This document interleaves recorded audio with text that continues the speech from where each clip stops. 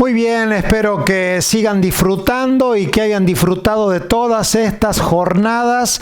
Y realmente la palabra justa es disfrutar, gustar el fruto de lo que produce la palabra viva de Dios en nuestras vidas y en nuestros corazones. Muy bien, vamos a continuar con nuestro tema.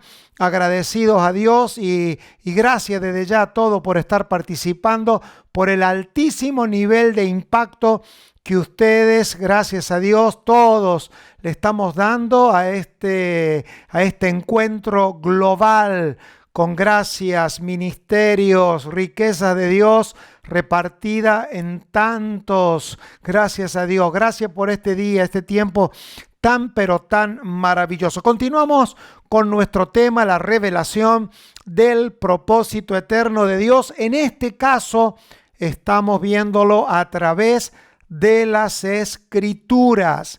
El propósito eterno de Dios es el único tema de toda la Biblia. Tengo una deuda con ustedes, pero ya la vamos a saldar. Ya vamos a llegar a tocar ese tema. Bueno, lo que quería compartirles a modo de entrar en tema, porque para eso hemos tenido la primera parte, es que el único hilo que une todos los libros de la Biblia y todas las sagradas escrituras es el tema del propósito eterno de Dios. Dios, antes de que hubiera tiempo, antes de los siglos, Él tenía un propósito. Por lo tanto, todo lo que creó, lo creó para su propósito eterno. Y todo lo que existe, existe para su propósito eterno. Y todo lo que el hombre vive, Dios lo terminará encauzando para su propósito eterno. Por lo tanto, cuando creemos de que el hombre debe de volver a Dios, no estamos hablando de alguien que debe de volver a un bienestar, sino ser vuelto a y regresado a algo conocido como su propósito eterno. Toda la Biblia se trata de su propósito eterno. La vida misma se trata de su propósito eterno. Es más, no hay ningún otro tema en la Biblia que no sea su propósito eterno. Por lo tanto, si no encuentro el propósito eterno de Dios en la Biblia, solo tengo un libro más para justificar mis emociones, sentimientos, religiones y como muchos han encontrado hasta motivos para matar, motivo para enojarse, motivo para pelearse. A veces nos preguntamos, ¿cómo puede ser que usando la Biblia haya hecho o dicho? Bueno, porque cuando el propósito eterno de Dios no es hallado en las Escrituras se convierten en una herramienta mortífera para el ser humano. Pero cuando el propósito eterno de Dios es identificado, encontramos y podemos hallar allí ventanas y puertas para poder tener un oído más afinado para oír al Señor, que Él sí tiene la palabra de vida y que trasciende las hojas de la Biblia, son palabra y vida. Muy bien, mis hermanos queridos, amados amigos, familia en toda la tierra. Por lo tanto, acabo de definir en pocos segundos que todo se trata de su propósito eterno. Ahora, su propósito eterno, por eso en singular, tiene muchos planes. Dios ha desarrollado muchos planes y en la forma humana en la que a nosotros nos llega el propósito eterno, lo cual no podríamos comprender en magnitud por sí sola, Dios lo ha ido dispensando en el tiempo. Dios que es paciente, Dios que no entra en ira, salvo que Él la programe y la agende. Él, por su gracia y por su amor, nos ha ido dispensando ese amor, porque Dios no está en el negocio de cumplir su plan y adiós. No, Dios quiere cumplir su plan y tiene toda la eternidad para hacerlo. Y las personas que habitamos el tiempo, lo que nacemos de mujer y que luego somos engendrados por el Espíritu de Dios para habitar al Hijo, debemos de entender rápidamente que toda la vida humana se trata de su propósito, de su voluntad, de cumplir su decreto, de escribir y de entender el libro de la vida, escribiéndolo en nuestros corazones y nosotros expresándolo a Él, que Dios tiene una sola intención y es ser conocido, y quiere ser conocido y será conocido por su Hijo, y a Él le plació a su Hijo hoy expresarlo en lo que Él mismo llamó su iglesia, la cual es su cuerpo. Muy bien, vamos a avanzar. Ese propósito eterno, nosotros lo vemos no solamente como una intención de Dios, sino que Dios a sus intenciones las legaliza. Por lo tanto, de cualquier tema bíblico que nosotros hablemos, nunca será fuera de su propósito eterno. ¿Cómo Dios legalizó ese propósito eterno? Yo también puedo, como padre, tener muchas ganas de hacer muchas cosas.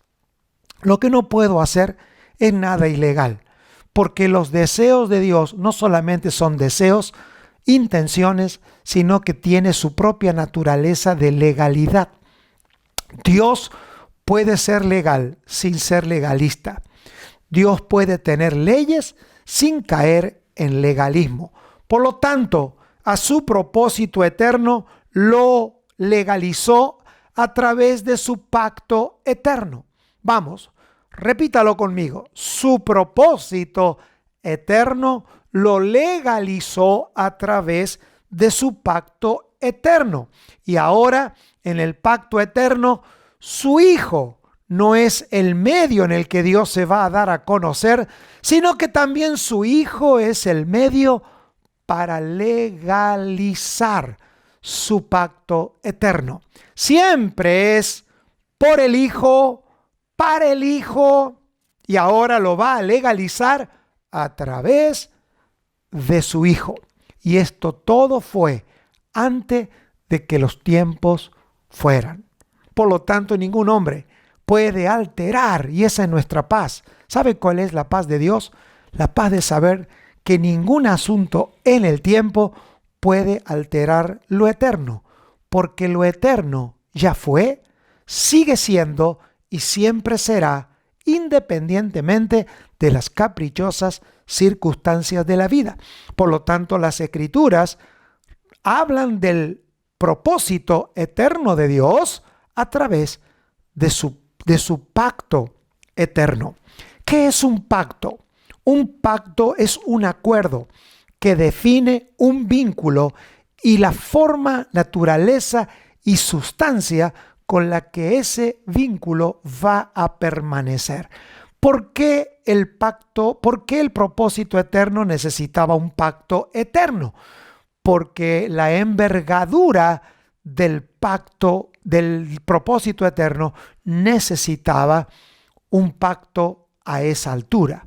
Es como decir, yo no puedo entrar en negociación por comprar algo que tenga más que mis posibilidades. Es decir, la intencionalidad de Dios debía de tener posibilidades, porque si no, se violenta la ley de la probabilidad. Si yo tengo un deseo mayor a mi probabilidad, yo ya no tengo un deseo, yo tengo un orgullo. La Biblia le llama eso vanidad de la mente. Yo tengo que tener un equilibrio entre mis intenciones, legalidad y probabilidad de cumplir.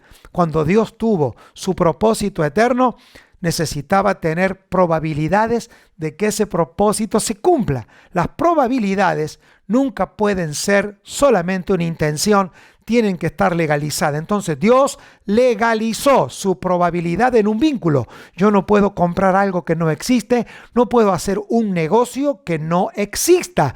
Tengo que hacer un negocio que tenga probabilidades. Por lo tanto, el propósito eterno de Dios es probable de ser expresado porque está dentro de un pacto.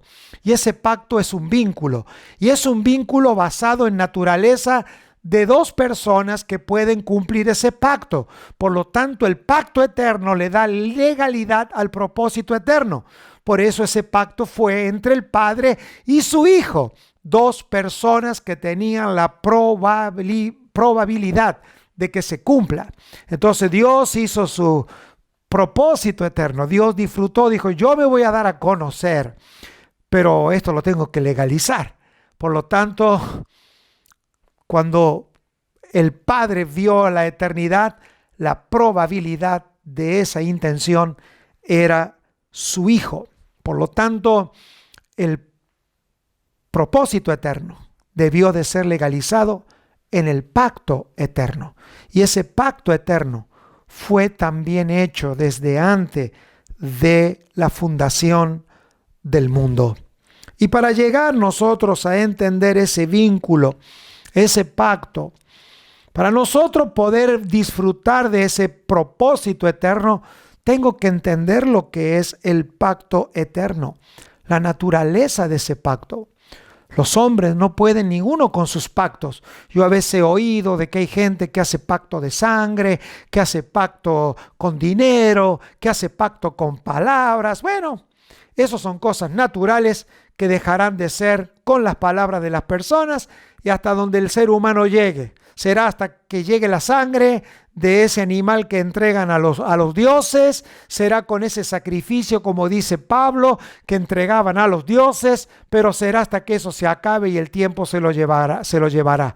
Pero el propósito eterno de Dios está legalizado en el pacto eterno, por lo tanto no puede pasar, porque está hecho más allá del cielo y de la tierra. Cielo y tierra podrán pasar, pero Dios no puede pasar. No es una relación humana, es un vínculo eterno, pacto eterno. Este pacto eterno que le da legalidad al propósito eterno tiene también, igual que el propósito eterno, un origen en nuestro Padre celestial. ¿A qué se tienen que dedicar los creyentes? A encontrar el pacto eterno. Nosotros escuchamos mucho hoy acerca del nuevo pacto y hablamos del viejo pacto. Pero mis amados hermanos, si primero nosotros no entendemos el eterno, esto es como decir, ¿cómo yo puedo encontrar los pedazos de algo si primero no sé cuál es ese algo completo? Si no puedo tenerla, bueno, la Biblia se encarga de en sus páginas mostrarnos el propósito eterno de Dios a través de su pacto eterno. El punto central de por qué Dios hizo un pacto eterno en su Hijo antes de que el tiempo fuese, es garantizar el cumplimiento del propósito eterno de Dios. Es decir, el pacto eterno es la garantía de que el propósito eterno se va a cumplir. El pacto eterno es el sello legal de que el propósito eterno se va a cumplir, que Dios no tiene gustos, ni deseos, ni ocurrencias. Las intenciones de Dios son legales.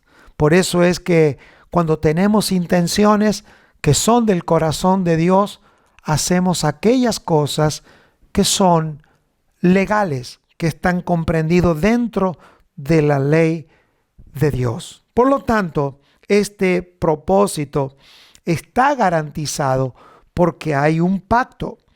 Y el propósito, aquí es importante decir, porque yo creo que las escrituras no le dan el valor que nosotros le damos a cosas justamente porque las hemos estudiado como por parte.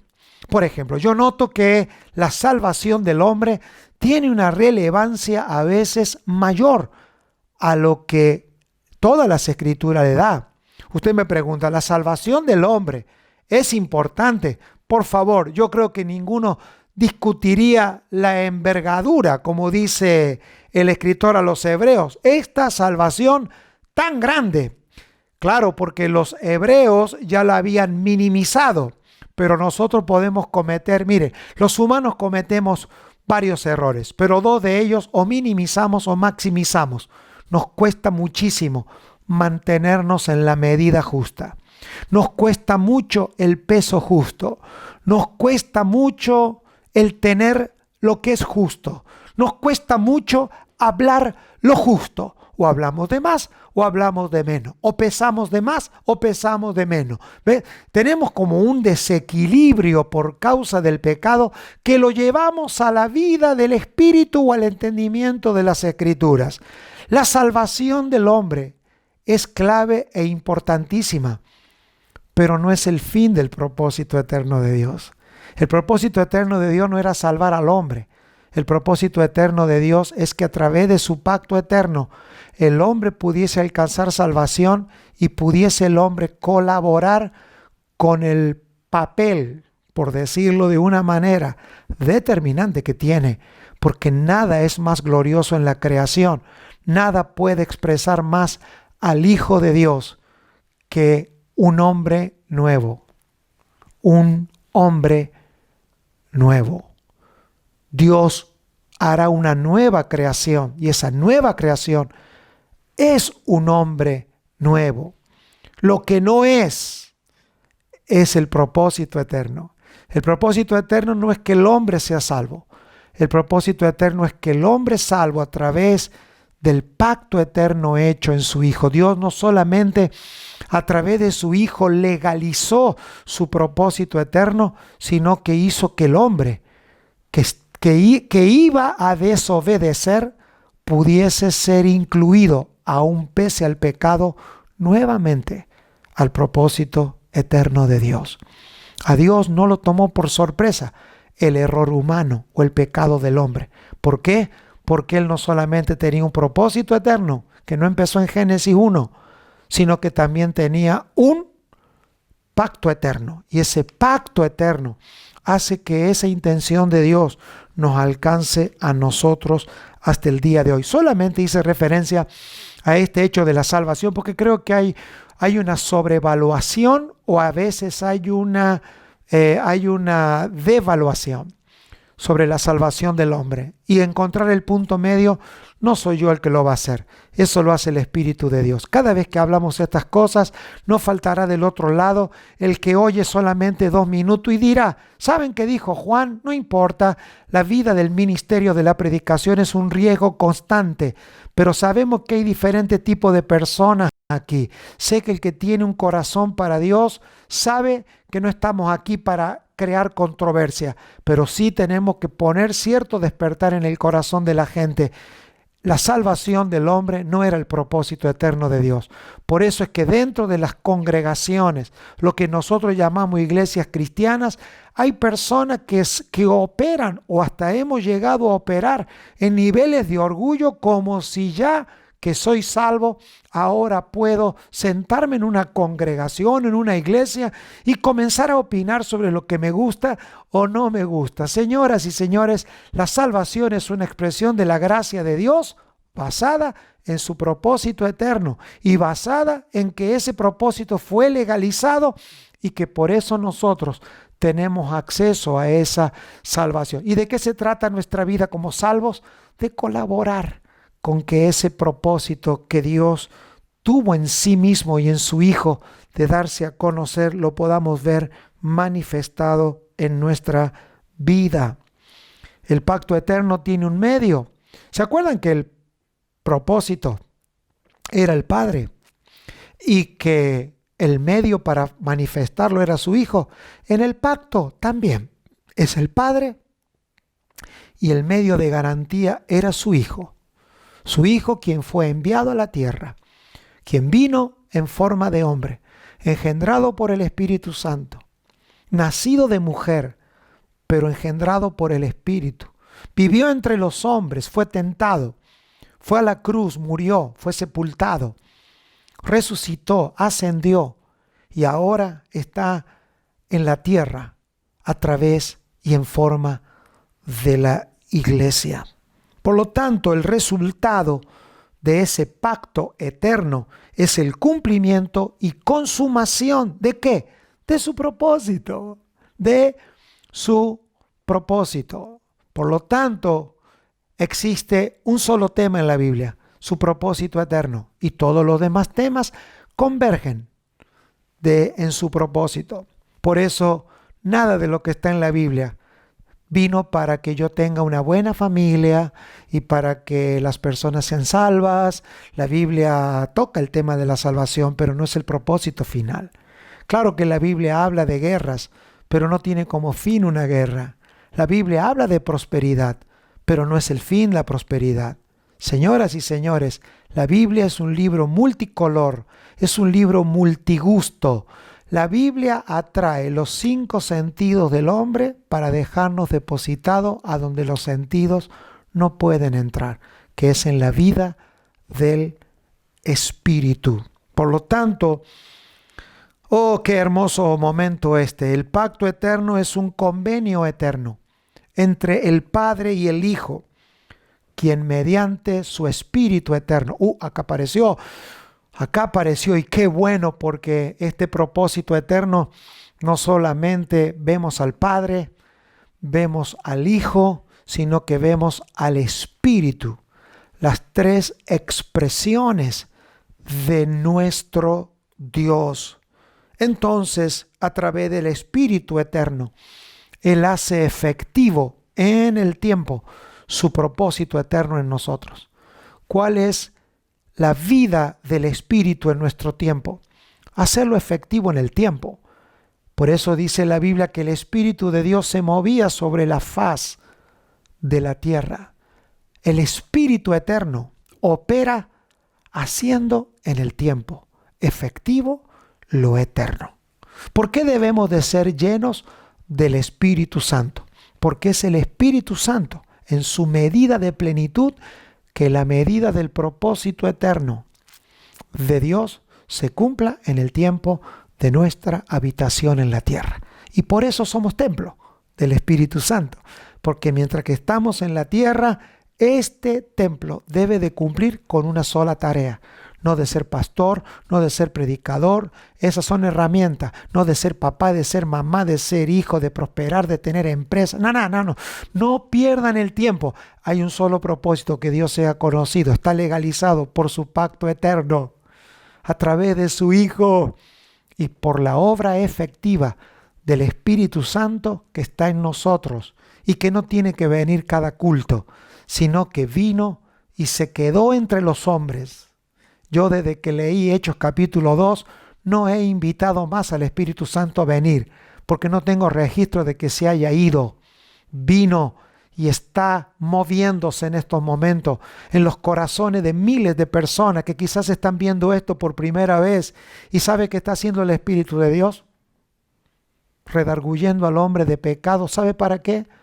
Para que el hombre no sea traído ni a una congregación ni a una religión, sino que pueda ser insertado al propósito eterno de Dios. Por eso se nos da vida eterna, porque el propósito de Dios es eterno. Y por eso tenemos su vida en nosotros. Esta es la vida eterna, que conozcamos al Señor para darlo a conocer. Este pacto eterno, yo puse bien fuerte, si me permiten esta improlijidad. Por favor, esto es para ustedes, si es que se puede leer. También lo va a tener multimedia. ¿Sabe por qué hay un pacto eterno? Para que usted se relaje. Dios no se puede olvidar de lo que puso en un pacto. No hay olvido. El pacto eterno nos asegura de que Dios no sufre de amnesia. Y nosotros hacemos lo mismo cuando firmamos un papel. Por si se olvidan, tengo legalidad.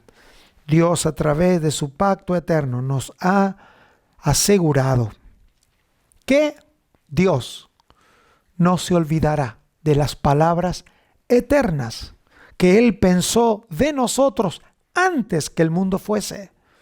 Usted no está aquí para ver qué piensa. Digo, Dios, Señor, ¿qué piensas hoy de mí? Nada diferente a lo que pensó antes de que el mundo fuese. Porque tengo, y los profetas decían, porque tengo pensamientos de bien y no de mal.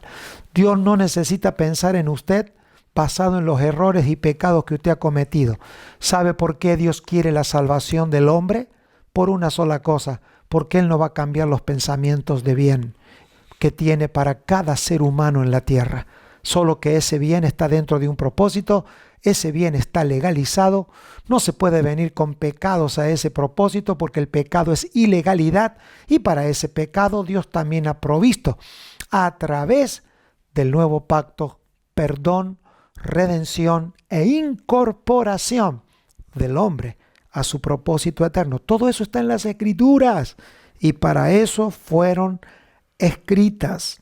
Por lo tanto, Dios a través de los tiempos tuvo muchos pactos con el hombre, tuvo muchos, pero nosotros los encontramos todos en el Antiguo Testamento. Usted debe de familiarizarse cómo estos pactos se fueron dando en el tiempo. Va a ser buenísimo que los estudie, que le entregue tiempo, antes quizá de estar oyendo tantos mensajes citativos. Es una palabra que acabo de inventar. Vaya para acá y vamos para allá. Y ya para más hoy que las personas ni siquiera acceden a una Biblia, sino que somos cibernéticos. Las buscamos por Google a los versículos y eso no está bien. Necesitamos recuperar amistad con el libro para tener un sentido de profunda ubicación en todo lo que hacemos. Muy bien. A ver, ¿me ayudan? Pacto eterno es el único tema de la Biblia. Pero ese pacto eterno ese propósito eterno debió ser legalizado en su pacto. Pero ¿sabe una cosa? Si tú tienes una intención legalizada, ahora necesitas un formato terrenal para expresarlo. Y aquí vemos su reino. Aquí vemos su reino. Por eso es que el pacto eterno nos va a dejar depositado en otra expresión bíblica que es la palabra reino. Cómo ese pacto eterno y cómo ese propósito, vamos a hacerlo, cómo ese propósito eterno aquí arriba es legalizado en un pacto eterno, pero también está expresado en un reino eterno. Y todo eso es eterno porque fue antes que existan cualquier reino en la tierra. Antes de que el hombre creara su propio reino, Dios ya tenía su reino eterno. Él ya tenía su trono eterno. Por lo tanto, su reino. Cuando usted lee en la Biblia su reino no puede ser entendido si no está entendido su propósito, porque el propósito eterno de Dios es darse a conocer. Y Dios se da a conocer porque legalizó su intención, pero lo va a hacer gobernando. La forma expresiva en la que el pacto eterno se expresa en la tierra es por gobierno. Dios expresa su naturaleza de amor. Dios ama gobernando. Dios ama teniendo las cosas bajo su absoluto dominio y control. Es por eso que Dios registra en las Sagradas Escrituras, y antes de que pase el tiempo, la diferencia entre Biblia y Sagradas Escrituras es que no toda la Biblia es Sagradas Escrituras. Las Sagradas Escrituras son las palabras que están en la Biblia que Dios inspiró. Por eso Pablo mandó a Timoteo a leer las Sagradas Escrituras cuando todavía sus cartas no eran sagradas, porque las Sagradas Escrituras son las palabras que inspiró el Espíritu Santo y que fueron escritas y que están comprendidas en el compendio, en el biblos llamado Biblia. Va a ser bueno que los hermanos nos familiaricemos con estas cosas. Pablo mandó a leer las Sagradas Escrituras, aquella que él inspiró por su Espíritu. Ahora, siga conmigo esta línea. Tenemos un propósito eterno legalizado en un pacto eterno, pero esa intención eterna de Dios de darse a conocer tiene una funcionalidad y es gobierno. Y gobierno solo puede expresarse cuando hay obediencia. porque el gobierno de Dios no es impositivo en el sentido de que Dios gobierna, le guste a usted o no. El gobierno de Dios es una combinación eterna de Dios hablando y el hombre obedeciendo. Es por eso que cuando el hombre determinó caminar por la voz que nunca debió oír, entonces la desobediencia, el no entendimiento del gobierno de Dios, que esto no se trataba de un árbol, ni de una fruta, ni de una ocurrencia de Dios, se trataba de la legalidad de Dios, porque Dios había, desde antes de la fundación del mundo, Él ya había instituido su pacto eterno con su Hijo, y antes de que el hombre fuese creado, ya su Hijo había obedecido. Ya había sido el pacto eterno consumado. Por lo tanto, nadie en la tierra podía vivir el propósito eterno de Dios sin obediencia. El hombre fue desechado y fue destituido de la gloria de Dios porque la forma de expresar de Dios su amor, su naturaleza, es gobernando y es teniendo al hombre en el entendimiento de que su deseo y complacencia es la obediencia a Él. Por eso es que usted va a ver que en la Biblia está llena de reinos. Es por eso que cuando Daniel vio la historia de la humanidad, que vio reinos, vio la medida humana más poderosa en la que un hombre puede medir a Dios. Reino, gobierno, por todo lo que los hombres desean tener en la tierra.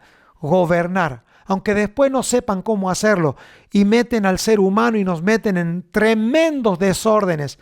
Pero esa intencionalidad innata en el ser humano es el reflejo de un hombre que fue creado para ser gobernado por Dios y responder a obediencia. Por lo tanto, ayúdeme por favor con esta secuencia.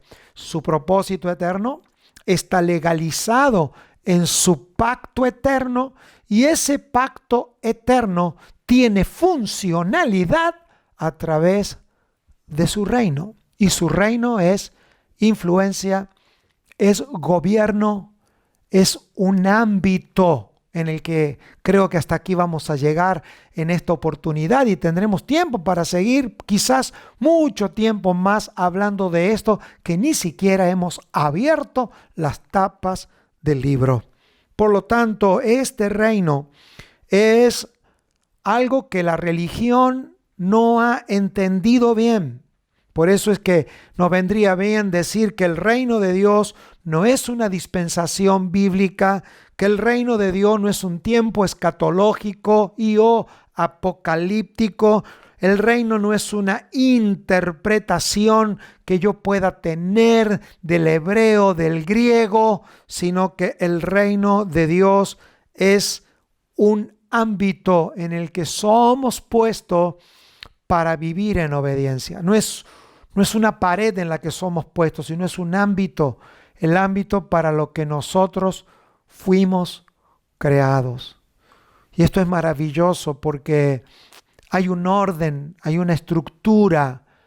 Y por eso cuando Jesús vino, dijo, el reino de los cielos es semejante. El reino de los cielos es semejante. El reino de Dios. Y Jesús vino y hablaba acerca de las parábolas y hablaba del reino. ¿Por qué hablaba del reino? Porque en la versión más elemental en la que el ser humano puede comenzar a disfrutar del propósito eterno de Dios es a través del reino de Dios. Jesús vino a la tierra y dijo, el reino de Dios está entre ustedes. Y lo que había entre ellos era el Señor. ¿Y qué había en el Señor? Una medida de obediencia absoluta del Padre. Es por eso que cuando ese reino comenzó a manifestarse a través de su Hijo, el ámbito de Dios vino a la tierra. Y ese ámbito ha quedado hasta hoy. Hasta Jesús estaba el reino de Israel, estaban los reyes de Israel, pero todos los reinos que durante toda la Biblia habían sido respaldados por Dios.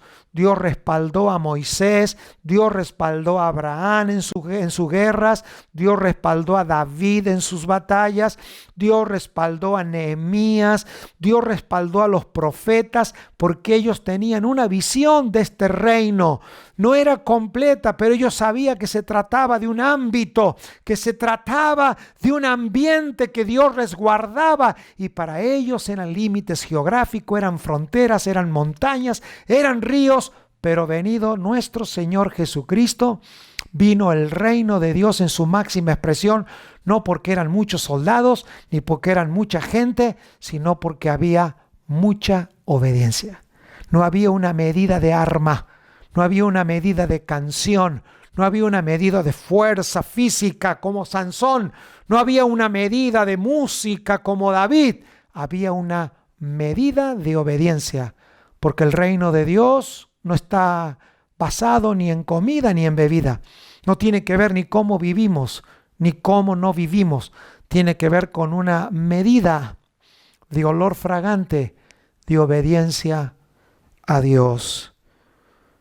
Entonces este reino es la vida y es el ámbito de Dios, y lo podemos ver en todas las Escrituras. Mis hermanos, el propósito eterno de Dios lo podemos ver reflejado ¿cuándo? Y cuando las batallas se ganaban. Pablo lo dice, que debemos de pelear la buena batalla. La buena batalla es la batalla de la fe. Una buena batalla solo es buena cuando se gana. No hay tal cosa como, qué buena batalla aunque perdimos. Cuando yo iba al estadio de fútbol a ver mi equipo y no queríamos dar brazo a torcer, decíamos, perdíamos, pero qué buen partido. Eso solo sabe quién lo dicen, los fanáticos. Para los jugadores, un buen partido es el que se gana. Lo demás son partidos escuelas en los que se aprende a cómo no perder. Pero uno bueno es el que se gana, es el que tiene el trofeo. Pablo dice, luchad de tal manera que lo obtengáis. Yo voy a ganar la carrera. Es decir, hay una medida del reino de Dios que tiene que ver con que este propósito eterno de Dios se pueda consumar y terminar. Pero no puedo irme sin hablarles. A ver, ayúdeme. Propósito eterno. Yo sé que Multimedia hacen un trabajo espectacular. Propósito eterno. Le da significancia a su pacto eterno. Ese pacto eterno va a tener expresión a través de un reino eterno. Ese reino eterno tiene que tener expresión en la tierra, y Dios la construyó durante todo el Antiguo Testamento, en forma de personas, en forma de reyes, que no solamente expresaban el reino de Dios, sino el reino de los hombres en desobediencia. Esa lucha, ese encuentro con dos contrincantes, el reino de Dios y el reino de las tinieblas. Tremendo esto para poder hablar. Pero, amados, ese reino eterno que vino siendo expresado a través de hombres naturales en toda la Biblia, llegó el momento en el que Cristo, cuando iba a ser entregado, dice, tomó pan, y sencillamente para tener una ubicación escritural a través de su muerte y de su resurrección, ese pacto eterno tuvo su mejor inicio de versión en la tierra, que es el nuevo pacto. El nuevo pacto se llama nuevo porque es el nivel. Mire, nosotros nos tocó nacer, históricamente nos tocó nacer. ¿Sabe cuándo? Hace 2000 años, pero en la historia de la humanidad, en el tiempo en el que la mejor versión del pacto eterno está reflejado entre los hombres, que es el nuevo pacto, que es la versión del pacto eterno entre nosotros. ¿Sabe por qué? Porque Dios y el hombre pueden habitar en el Hijo de Dios. ese nuevo pacto. Ese nuevo pacto que debemos por las Escrituras respetar la progresión, respetar su graduación, de que no debemos de retroceder, de que debemos de leer la Biblia ordenadamente e ir superando materias aprobadas en las mismas Escrituras, para leerlas con orden, para leerla con secuencia, para leerla con inteligencia, y que tantos hombres y mujeres de Dios nos están enseñando en este tiempo tan, pero tan precioso. Ese nuevo pacto,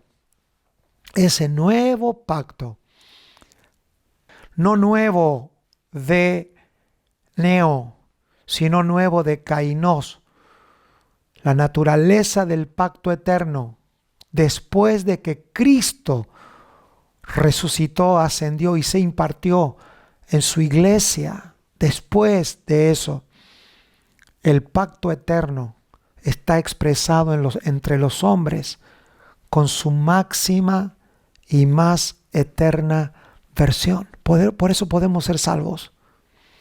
Por eso podemos ser salvos. Por eso podemos ser salvos. Si no, solamente tendríamos una promesa. Hoy no tenemos una promesa de salvación. Hoy todos los hombres pueden experimentar esa salvación. Todos los hombres pueden experimentar esa salvación, varón y mujer, en el lugar del mundo a donde estás. Y por último, tengo que cerrar. Tengo solo 5 minutos más. ¿Me ayuda? ¿Me ayuda, por favor? Hay un propósito eterno que fue legalizado en un pacto eterno, que se comenzó a expresar en la tierra a través de reino, porque esos reinos o ese reino tenía un reino que es eterno. Pero cuando vino el Señor Jesucristo, ese reino vino entre los hombres, mostrando que sí, siendo hombre y lleno del Espíritu de Dios, se puede obedecer a Dios.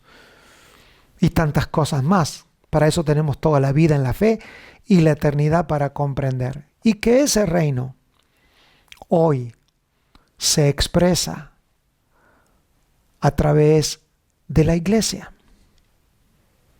Jesucristo, el Hijo de Dios, que fue sembrado en la tumba, que fue sembrado en la tierra, resucitó y dejó su cuerpo en la tierra. Y ese cuerpo es la iglesia. Y esa iglesia tiene toda la potestad de ser la iglesia como una expresión del propósito eterno de Dios, pero también juntamente tiene la naturaleza para vivir y expresar ese reino. ¿Por qué? Porque no somos la iglesia porque tenemos un cartel. Somos la iglesia porque tenemos la vida de Cristo, pero somos su reino porque Él comenzó a gobernar la vida de las personas. Así que, haciendo un rápido paseo por las Escrituras, podemos decir, mis amados hermanos, que su reino está entre nosotros manifestado, que hay hechos muy puntuales que hemos pasado absolutamente por alto, porque la intencionalidad de estos bloques que hemos compartido con ustedes en estas conferencias globales era hacernos un llamado como generación a que podamos regresar a un entendimiento, que nos familiaricemos con el libro, para que nuestras ideas no sean geniales, sino que tengan las barandas de la Escritura, y que en ella vamos a encontrar su propósito eterno. En ella vamos a encontrar cómo Dios a ese propósito lo legalizó. ¿Por qué vamos a encontrar sangre en el Antiguo Testamento? ¿Por qué vamos a encontrar promesas? ¿Por qué vamos a encontrar a un Dios tan minucioso construyendo durante 4000 años? Dios no se puso nervioso. Él fue cumpliendo su palabra, nos dejó a nosotros las Escrituras y nos dio ahora por su Espíritu que la podamos entender. Mis amados, vamos a vivir este tiempo con intensidad. Oramos a Dios para que cuando leamos las Escrituras, ahora no la leemos como Moisés, ni la leemos como David, no leemos como Ezequiel, la leemos como la iglesia. La leemos como la iglesia. Y la pregunta es, ¿cómo lee la iglesia las Escrituras? ¿Cómo lee la iglesia las Sagradas Escrituras? Mira, hermano, las Sagradas Escrituras no dejaron de ser sagradas en el término de la inspiración de Dios. Y Dios ahora por su Espíritu nos trae luz. Nosotros estamos en la vida entendiendo, hoy lo que está pasando en todo el mundo es entender por qué Dios. Ahora todo el mundo diciendo, por algo Dios, por algo Dios advertía. Por algo Dios advertía, por algo Dios le mandó a Israel a que no comiesen de esto, de aquello. Señores, el nuevo pacto y la gracia de Dios no son ausencia de la ley de Dios. Más bien, el nuevo pacto, su gracia, nuestra libertad en el Espíritu es la comprensión de la ley de Cristo, que es la mayor de todas las leyes. Si con una ley chiquita y finita un pueblo pudo pasar por el desierto y vivir tantos años sustentados por Dios, se sostuvieron en un pedazo de tierra que todos reconocemos que solo Dios los pudo sostener. ¿Cuánto más hoy que conocemos no solamente de su propósito eterno, conocemos su pacto eterno, conocemos su reino eterno, conocemos su vida eterna? Y hoy podemos habitar su cuerpo eterno, que es la iglesia del Señor. Muchas gracias.